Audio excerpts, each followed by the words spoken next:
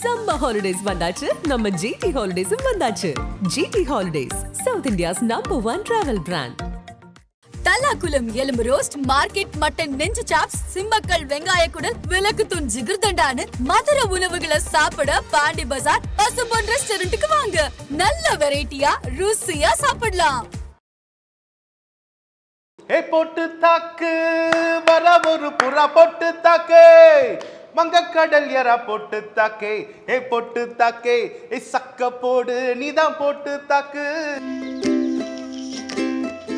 சிவகாசி அப்படிங்கறத பத்தி அந்த படத்தை பத்தி நிறைய பேருக்கு நிறைய விஷயங்கள் தெரிஞ்சாலும் உங்களுக்கு நிறைய விஷயங்கள் தெரிஞ்சிருக்கும். என்னோட ஸ்டுடியோ இருக்கு, அது ஸ்டுடியோ பேர் வந்து அம்மா டாக்கீஸ் டி நகர்ல இருக்கு. ஸோ அந்த ஸ்டுடியோ ஓப்பன் பண்ணி ஃபர்ஸ்ட் படமே சிவகாசி தான் ரெக்கார்ட் பண்ணுவாங்க. அப்போ விஜய் சார் அந்த ஸ்டுடியோக்கு வந்தார். சிங்கர் பாடும்போது அந்த சிங்கர் கேட்பாங்க, சார் வாய்ஸ் வேலை செய்யலைன்னும் போது அப்போ வந்து என்ன பண்ணுவேன், கீழே தான் விஜய் சார் உட்காந்து அங்கே தான் கேபிள் போவோம். ஆக்சுவலாக நான் விஜய் சார் சார் காலை தூக்குங்க சார் சொல்லிட்டு அங்கேருந்து கேபிள் எடுப்பேன். ஆக்சுவலாக விஜய் சார்லாம் அப்படி காலில் தூக்கிட்டு இப்படிலாம் இருப்பார். ஆக்சுவலாக என்ன நம்மளை வச்சு ஏதோ பண்ணிட்டு இருக்காங்க சொல்லிட்டு அப்புறம் மாற்றிலாம் போட்டால் கேட்கும். அப்புறம் விஜய் சார் சாஞ்சி என்னங்க என்னை எலி மாதிரி ஆகிட்டீங்க. விஜய் சார் வந்து பார்த்தீங்கன்னா ஆழ்வார் பண்ணும்போது, அதாவது அந்த ஸ்ட்ரீட்டில் வந்து அவ்வளோ க்ரௌட் இது வரைக்கும் வந்ததே இல்லை.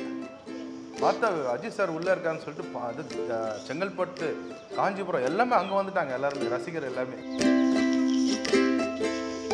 சிவகாசி இன்னொரு பாயிண்ட் ஒன்று இருக்குது, அதில் தீபாவளி சாங் இருக்கும். அதில் அந்த பாட்டு வந்து என்னாச்சுன்னா லைக் ஆல்மோஸ்ட் அந்த பாட்டோட பல்லவி சில பேருக்கு பிடிக்கல.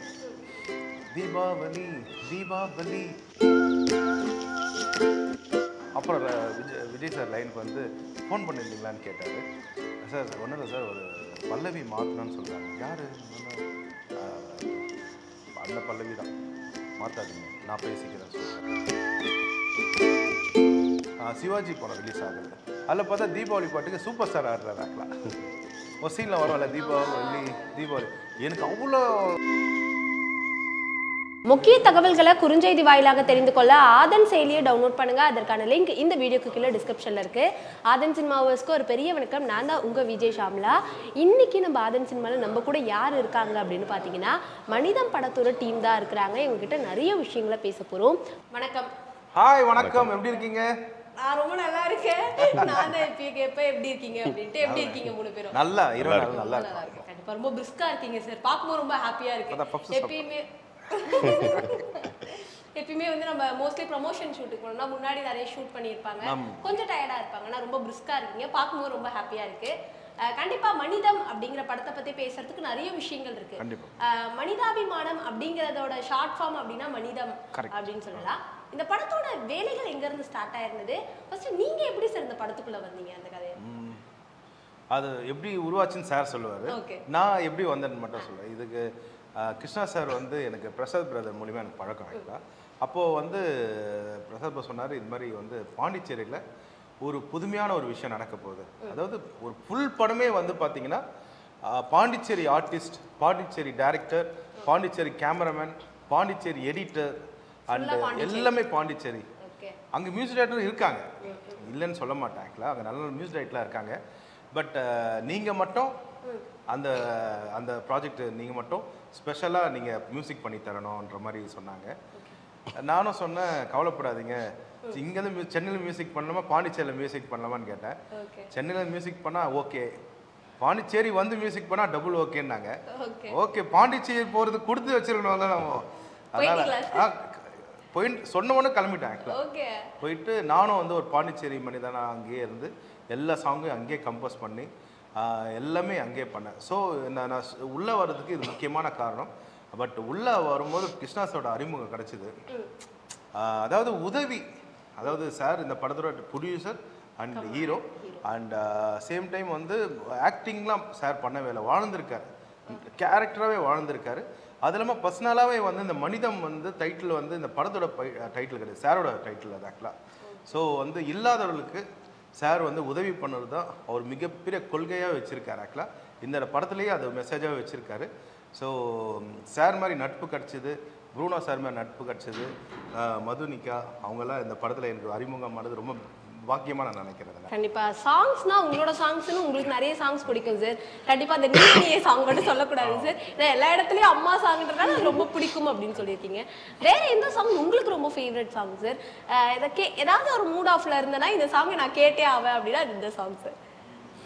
எனக்கு அதாவது பர்டிகுலர் இந்த பாட்டு தான். ஏன்னா எல்லாமே நம்ம குழந்தை தான், அதனால வந்து எல்லாமே நமக்கு ரொம்ப பிடிச்ச சாங். அதாவது ஏதாவது ஃபங்க்ஷன் மாதிரி போனேன்னா போட்டு தாக்கு அது மாதிரி, அதாவது டான்ஸ் மூமெண்ட்ல இருப்பேன். Okay sir. அப்புறம் வந்து ஏதாவது ஒரு ஒரு ஏதாவது கிளாசிக்கல் ஃபங்க்ஷன் மாதிரி சென்னை செந்தமிழ் அது மாதிரி இருக்கும்.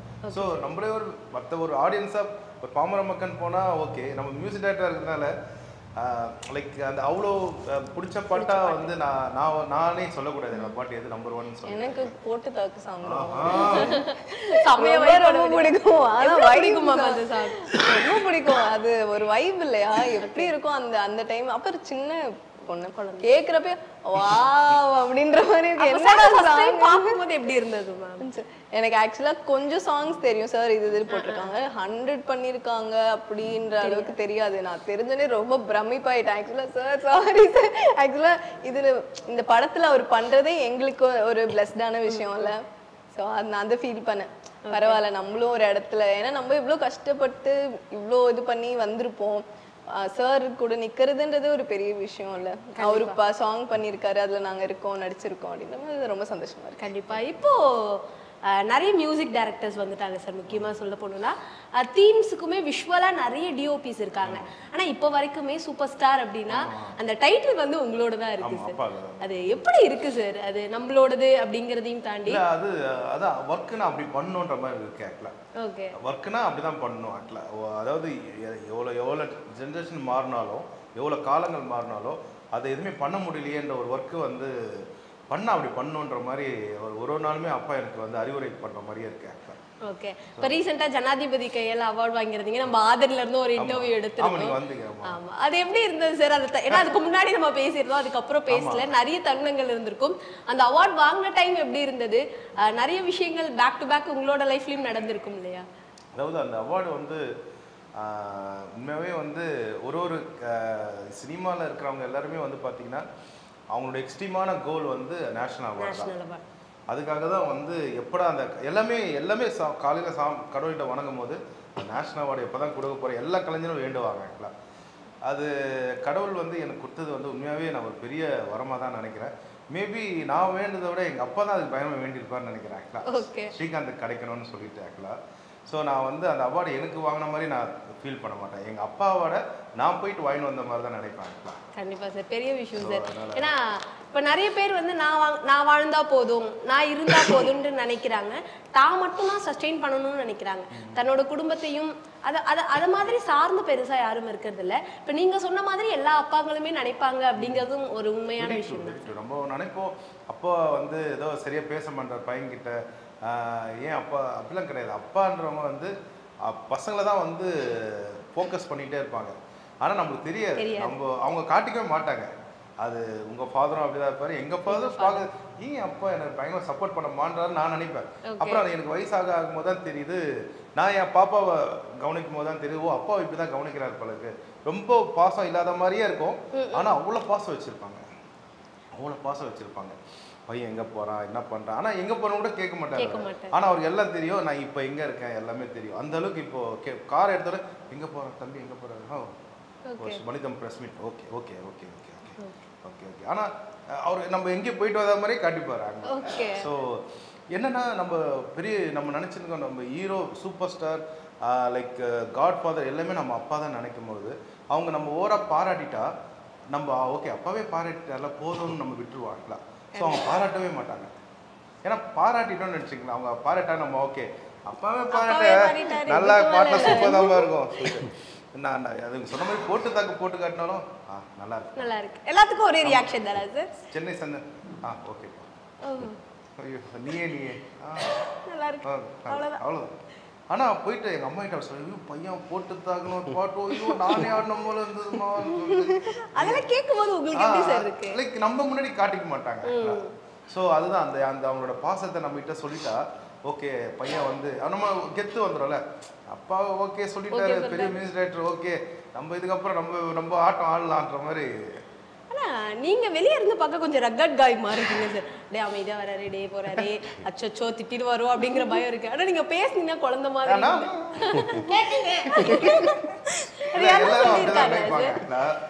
பட் அது எப்படி அது உருவம் அது மாதிரி என்ன பண்ணாலும் உண்மையாகவே குழந்தை மாதிரிலாம் இல்லை, குழந்தை தான். குழந்தைய தானா சார்? அதெல்லாம் பயங்கரமாக ஃபன் பண்ணி இப்போ ஒரு மிமிக்ரி பண்ணுறாரு. ரொம்ப பேர் வில்லன் நடிக்க கூப்பிடுவாங்க. அப்படியா சார்? ஆமா.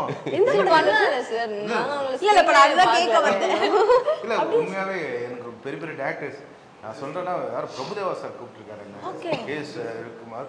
இப்போ ஒரு வாரமா முத்தையா சாரும் கூப்பிட்டு இருக்காரு. அப்படியே சார்? அப்ப நீங்க நடிக்க போயிட சீக்கிரமா பார்க்கணும் சார். பட் எனக்கு என்னன்னு பார்த்தீங்கன்னா இளையராஜா சார், அப்பா ஏஆர் ரஹ்மான் சார் அவங்களாம் இசைக்காகவே வாழ்ந்துருக்காங்க. எனக்கு வந்து எனக்கு அந்த இன்ட்ரெஸ்ட் இல்லை நடிக்கணும்னு சொல்லிட்டு. ரொம்ப காலமாக நடிக்கணும்ன்ட்டு சான்ஸ் கேட்டு வராங்க, அவங்க அந்த வாய்ப்பு போனால் தான் அது நல்லா இருக்கும். ஆனால் ஸ்பெஷல் அப்பீரியன்ஸில் எப்படாவது வரீங்களா சார்? இப்போ ஏதோ ஒரு படத்தில் பாடுற மாதிரி காட்டுறீங்களா? ஓகே ஓகே வரேன். கேஎஸ் ரவிக்குமார் சொன்னேன், அப்பனா வில்லனை ஒரு சிங்கர் ஆக்கிட்டுமான்னு பாடுற மாதிரி வந்துட்டு போயிடுறோம் சார். ஓகே சார், உங்களோட படங்கள் நிறைய இருக்கு சார். அதெல்லாம் எனக்கு பிடிச்சமான படங்கள்ல இந்த திஸ் ஆர் தட் அப்படின்ட்டு ஒரு 5 படம் sir. Kuthu, M Kumaran son of Mahalakshmi.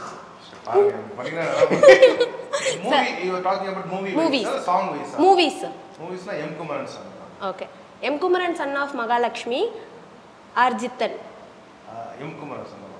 M Kumaran son of Mahalakshmi, or Palani. M Kumaran son of Mahalakshmi, or Pandi. M Kumaran son of Mahalakshmi, or Sivakasi.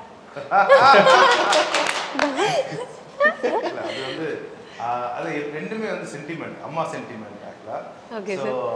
அதாவது ரெண்டு கண்ணு அதாவது I'll go for Sivakasi. Okay, Sivakasi or Aalwar sir? I'll go for Sivakasi. Sivakasi sir. Aalwar உங்களுக்கு நிறைய படங்கள், முக்கியமா ஆழ்வார் படம் ரொம்ப சென்டிமெண்ட்ன்ற மாதிரி நிறைய விஷயங்கள் கேள்விப்பட்டிருக்கோம். சிவகாசி அப்படிங்கிறத பத்தி, அந்த படத்தை பத்தி நிறைய பேருக்கு நிறைய விஷயங்கள் தெரிஞ்சாலும் உங்களுக்கு நிறைய விஷயங்கள் தெரிஞ்சிருக்கும். உங்களோட வாழ்க்கையில அந்த சிவகாசி அப்படிங்கிற படம் என்ன இடம் சார்? என்னோட ஸ்டுடியோ இருக்கு, அது ஸ்டுடியோ பேர் வந்து அம்மா டாக்கீஸ் ஆக்சுவலா, டி நகர்ல இருக்கு. ஸோ மனிதம்லாம் சார் எல்லாமே அங்கே தான் நாங்கள் ரெக்கார்ட் பண்ணுவோம். லைக் அந்த ஸ்டுடியோக்கு வந்து ரொம்ப ஆர்டிஸ்ட் எல்லாமே வந்திருக்காங்க ஆக்சுவலாக, ரொம்ப பெருமையாக இருக்காங்க ஆக்சுவலாக. ஸோ அந்த ஸ்டுடியோ ஓப்பன் பண்ணி ஃபர்ஸ்ட் படமே சிவகாசி தான் ரெக்கார்ட் பண்ணுவாங்க. ஓகே, 2005ல. கரெக்ட். 2005ல வந்து சிவகாசி படம் தான் நாங்கள் ஃபர்ஸ்ட் ரெக்கார்ட் பண்ணோம். ஸோ ஃபர்ஸ்ட் அந்த விஷயம். அப்போ விஜய் சார் அந்த ஸ்டுடியோக்கு வந்தார் ஆக்சுவலாக. வந்துட்டு பட் லான்ச் பண்ணும்போது வரல, அந்த அங்கே வேற ஷூட்டிங்ல இருந்தனால ரெக்கார்ட் பண்ணும்போது வந்தார். வந்துட்டு புது ஸ்டுடியோவில், அதனால வந்து ஒரு பெரிய சோஃபா இருக்கும், அங்கே உக்காந்துருப்பார் ஆக்சுவலாக. அப்புறம் அவங்க சிங்கர் பாடிட்டு இருப்பாங்க. சிங்கர் பாடும்போது அந்த சிங்கர் கேட்பாங்க, சார் வாய்ஸ் வேலை செய்யலன்னும் போது அப்போ வந்து என்ன பண்ணுவேன், கீழே தான் விஜய் சார் உட்காந்து அங்கே தான் கேபிள் போவோம் ஆக்சுவலாக. விஜய் சார் சார் காலை தூக்குங்க சார், அங்கேருந்து கேபிள் எடுப்பேன் ஆக்சுவலாக. விஜய் சார்லாம் அப்படி காலில் தூக்கிட்டு இப்படிலாம் இருப்பார் ஆக்சுவலாக.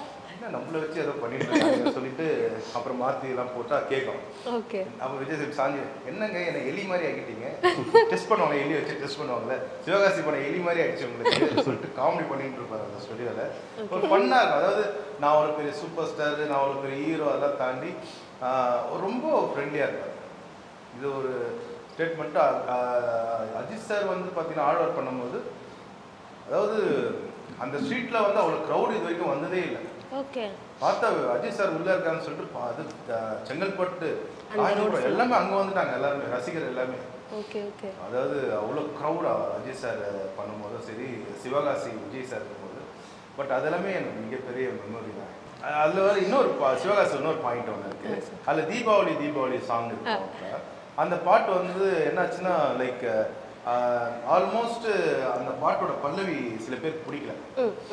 தீபாவளி தீபாவளி தீபாவளி நீ தாண்டின்னு சொல்லிட்டு, ஐ மீன் சில பேருக்குன்னா பாட்டு எழுதுனது பேரரசு சார் எழுதினாரு.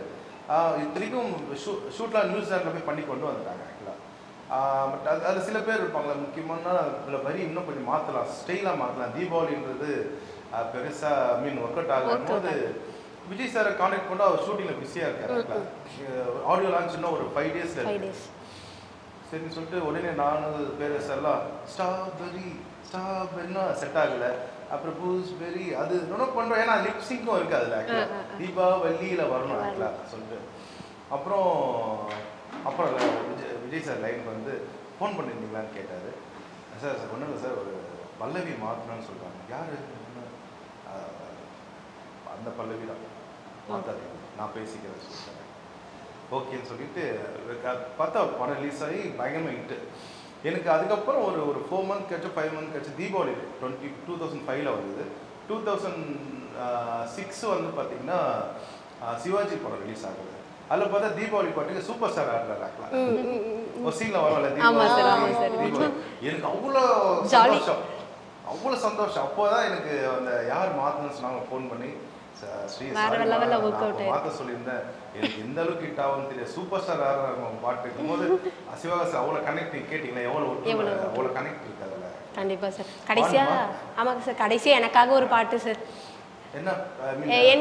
எனக்காக எந்த பாட்டு டெடிகேட் பண்ணுவீங்களோ அந்த மாதிரி சார்.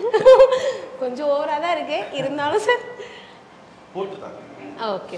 பட் என்னன்னா ஷாம்லாக்காக போட்டுதாங்க நான் பாட, ஷாம்லாக்காக வந்து மதுனிகா வந்து டான்ஸ் ஆட. Okay sir. கையில வச்சிட்டு இல்ல இல்ல வேணாம் சார். ஆடலாமா? நீங்க கம்பெனி கொடுக்குறீங்களா? எனக்கு ஆட்டலாம் வராது. நீங்க ஒரு ஆக்டர், நீங்க எது வேணா பண்ணலாம். நீங்க பண்றது கஷ்டம். கேஸ் நிக்கி இந்த வீடியோ யாரனா பார்க்கலாம். அடுத்து ஒரு வாய்ப்பு வரும். அவங்க வந்து ஆடுவாங்க. லாக் டாக் நீங்க பாருங்க முடிச்சிட்டீங்கன்னா அடுத்து உங்க கிட்ட ஒரு கேம் வச்சு முடிச்சிரலாம். ஓகே பாடிட்டு நான் பாருங்க. பாருங்க நான் கை தட்ட. சூப்பர். நான் என்ஜாய் பண்றேன். 4 3 2 ஏ போட்டு தாக்கு வர ஒரு புறா போட்டு தாக்கு மங்க கடல் எறா போட்டு தாக்கே ஏ போட்டு தாக்கே ஏ சக்க போடு நீதான் போட்டு தாக்கு எரிக்குச்சி ஏ பட்டனடி தீக்கிட்டா நம்ம பாட்டு ரெடி நீ பாத்து யாரு பார்த்து தாக்கே உன் பார்வையால போட்டு தாக்கே நீ வாதியாரு பார்த்து தாக்கு பார்வையால போட்டு தாக்கு பாஞ்சிடாம மெல்ல தாக்கு பவன் சின்ன பல்ல தாக்கு வர பாரு மீனா இவ வறுத்து வச்ச மீனா அட வந்துடுச்சு தானா ஒரு பாண்டிச்சேரி கானா பார்த்தா பார்த்துக்கோ சேத்தா சேத்துக்கோ கோத்தா கோத்துக்கோ ஏத்தா ஏத்துக்கோ பொட்டு பொட்டு பொட்டு பொட்டு பொட்டு தாக்கு. கண்டிப்பா சரி. நீ இந்த சாங் கேட்கும் போதுலாம் நீங்க எனக்காக பாடுனீங்கன்ற ஞாபகம் இருக்கும் சார். ரொம்பவே தேங்க்ஸ். இப்போ வந்து மேம் ரொம்ப அழகா ஆக்ட் பண்ணுவாங்க. ஸோ சாருக்கு வந்து நீங்க ஒரு ஃபைண்ட் த மூவி இதான் கேமோட பேரு. நான் உங்ககிட்ட ஒரு படத்தோட போஸ்டர் காட்டுவேன். நீங்க வந்து அதை ஆக்ட் பண்ணி சார் கிட்ட சொல்லணும். சார் வந்து அந்த மூவியோட நேமை ஃபைண்ட் அவுட் பண்ணணும். ஓகே, அவ்வளோதான். இதோட கடையை சாத்திடலாம். எனக்கு சரி டான்ஸ் ஆடுறீங்களா மேம்? Okay ma'am. வேற மூவில நான் எப்படி காமிக்கிறது சொல்லிடவா?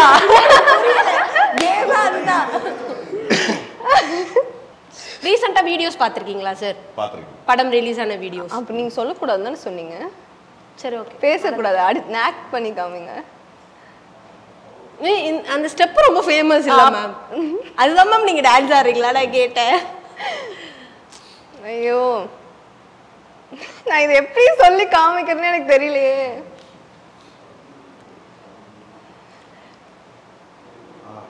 ஆக்டர். வா வா சூப்பர் சூப்பர். விடாமச்சு. வா எப்படி போஸ்டர் பாத்துட்டீங்களா மேம்? அதோட ஃபர்ஸ்ட் போஸ்டர் பேக் தூக்கிட்டு வருது மேம். அது கூட பண்ணிரலாம் மேம். பேக் அதுனா எப்படி தெரியும்? அவர் சொல்லி கொடுத்தாரு. நான் பாத்துட்டே தான் இருக்கேன். யார் சொல்லி கொடுக்கல. அவங்க இப்படி என்ன உடனே அஜித் சார் வந்து இப்போ ரேஸ்ல வந்து வின் பண்ணாங்க. எனக்கு அதான் ஞாபகம் வந்துச்சு. ஆமா கண்டிப்பா சார். நிறைய விஷயங்கள் படத்தை பத்தி பேசியிருந்தோம். கண்டிப்பா எந்த ஒரு படமுமே இந்த மாதிரி ஒரு சமுதாயத்திற்கு நிறைய விஷயங்கள் சோஷியல் மெசேஜ் சொல்ற மாதிரி வரலாம். பட் ஆனா அநாத குழந்தைகள்னு ஒருத்தவங்க இருக்காங்க. அவங்களுக்கான கதையாகவும் முக்கியமா அவங்க எப்படி இந்த படத்தை பாக்குறாங்க, அவங்க அந்த படத்துல இருக்காங்க அப்படிங்கிற மாதிரி மனிதம் படம் இந்த மக்களுக்கான படமா உருவாகி வெளியாக போகுது வர மார்ச் 7ஆம் தேதி அன்னைக்கு. இந்த படம் ஒரு பெரிய பிரம்மாண்டமான வெற்றியை கொடுக்கணும். அடுத்தது உங்க எல்லாரையும் நாங்க சக்சஸ் மீட்ல பார்க்கணும் அப்படின்ட்டு ஆதன் சினிமா சார்பா ஒரு பெரிய விஷஸ். உங்களோட நேரத்தை செலவு பண்ணி எங்களுக்காக ஒரு இன்டர்வியூ கொடுத்துருந்தீங்க. அதுக்கு ரொம்ப நன்றி சார். நன்றி ஷாமரா. ஆல்ரெடி ரொம்ப ரொம்ப நன்றி. போய் படம் தேட்டரில் பார்த்துட்டு மிகப்பெரிய வெற்றி படமாக ஆக்குங்க. வெற்றி வெற்றி ஜெயிக்கிறேன்.